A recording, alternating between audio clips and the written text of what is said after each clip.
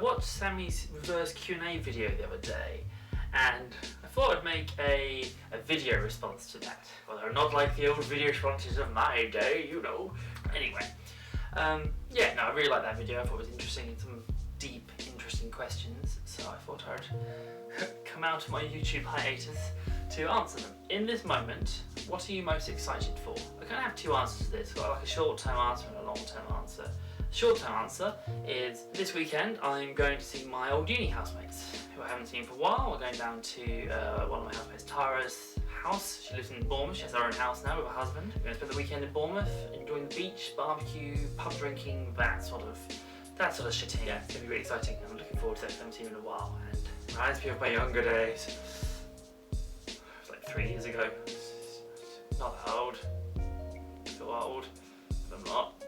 The long-term sort of thing I'm excited for is I've just, as of really a week ago, started a new job. I've got a job in marketing, and if you've watched this channel for a while, you know that I've been looking to get into the creative industry for a while. I've done it now.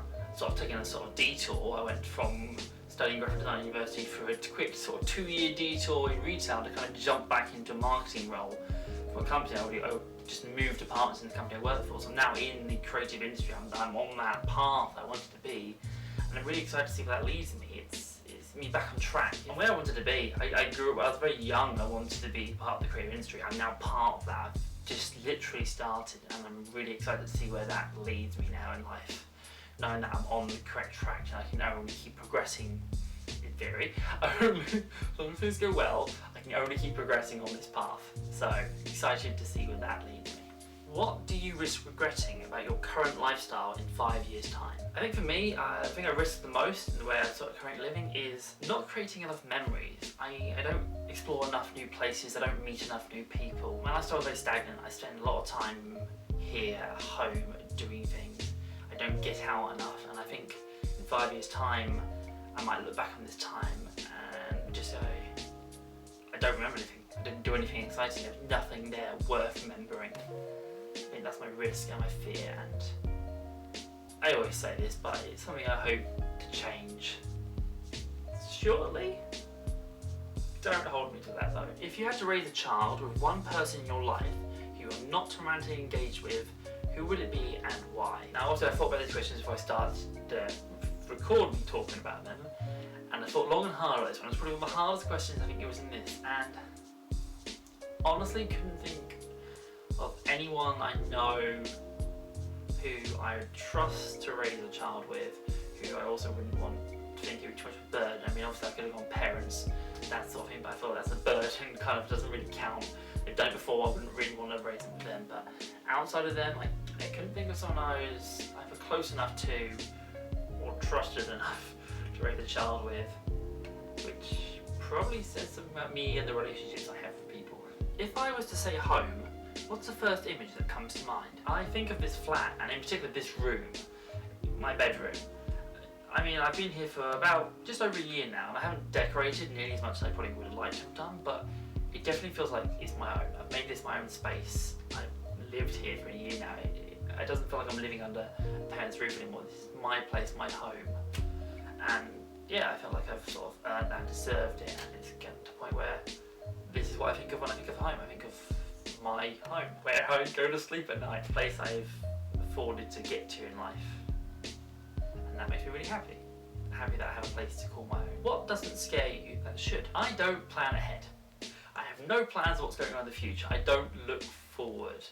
I have no idea what I want to have done or to have achieved in 5 years' time, a year's time, or in many cases, even a month's time. I don't think ahead, and that probably should scare me more than it does. I seem to be quite happy just sort of playing things by ear, just seeing where I go month by month, and I probably have missed out a lot of opportunities in life from doing this, but it doesn't seem to have led me astray yet. So, we'll probably keep doing it until it does. What's the angriest you've ever been? This is another question I had struggled a bit to think about an answer, and I don't really know. When I was younger, I used to get quite commonly and quite often, I used to get quite angry with my younger brother, and it was always for petty reasons and things he really didn't deserve for me to be angry at him for. But I think because of that, I have a lot of deep-seated sort of regret for being so angry at my younger brother, not all the time, I shouldn't say all the time, it wasn't, but a lot of the time, I have quite a lot of regret for how I treated him in those examples. And I think as a result of that, I try very hard not to get angry in any situation, and I probably don't get angry in situations which actually would warrant it as a result of that. So, I don't know. Hopefully it stays that way. What are the 3 most justifiable reasons someone might dislike you? I think the 3 things that people might justifiably not like me for are, I don't argue very often, but when I do, I argue to win. I don't let ignorance stop me from talking about a subject I don't fully understand if put on the spot. I have trouble committing to something once started. Select a random acquaintance in your life.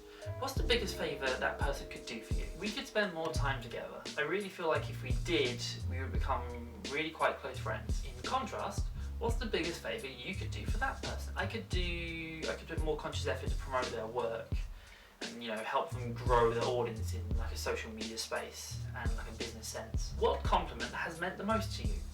I'm proud of you, son.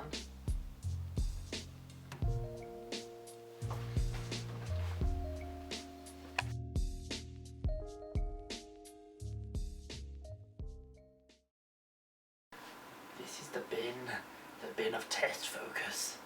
Is it in focus? We'll find out soon, won't we, bin? Won't we?